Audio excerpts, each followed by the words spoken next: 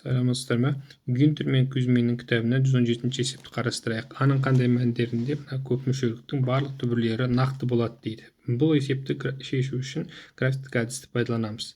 Көп мүшелікті x куб минус 3x тең минус a түрінде жазуға болады. Онда бізде fx тең gx деген белгілеу енгізетін болсақ, біз мына осы екі функциялардың графиктерінің қиылысу нүктелерін зерттеу арқылы аға шарт табамыз. fx-тің ол үшін кризистік нүктелерін тауып, алдымен туындысын табамыз да, x1 тең минус 1, x2 тең 1 деген кризистік нүктелерін тауып алып, туындының таңбасын анықтаймыз.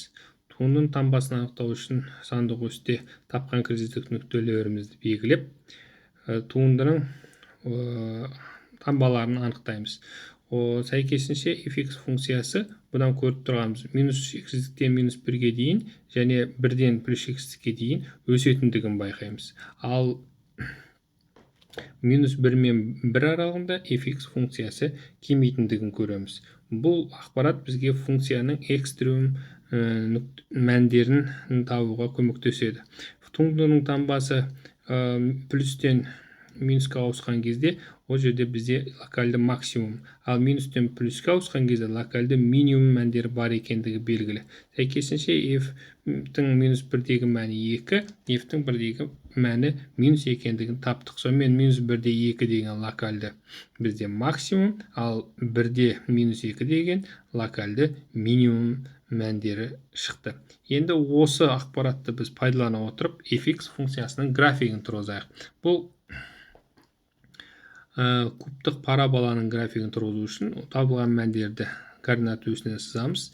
Және f-тің 2-дегі мәнін және есептейтін болсақ, ол 2-ге тең, минус 2-дегі мәнін сәйкесінше минус 2-ге тең, және графигін тұрғыздық. Ал бізге енді gx функциясының графигін тұрғызу керек.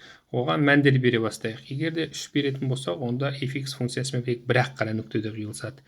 Ал gx тең 2 болса, 2 нүктеде 2-ден төмен, ал минус 2-ден жоғары болса, 3 нүктеде қиылысады. Яғни 3 берілген көп мүшеліктің 3 нақты түбірі бар деген сөз.